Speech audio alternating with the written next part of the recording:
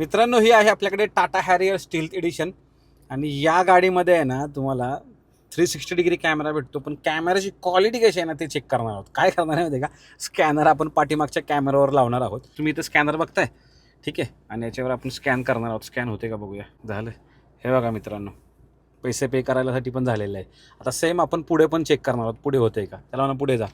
पुढे आता हा पुढचा कॅमेरा आहे. पुढे हा पुढचा कॅमेरा बघू शकता. पुढच्या कॅमेऱ्यात आपण QR कोड लावणार आहोत. QR कोड लावलेला आहे आणि तो पण स्कॅन झालेला आहे. पे करायसाठी सुद्धा ऑप्शन आलेला आहे मित्रांनो. आता साईड कॅमेराचं बघू.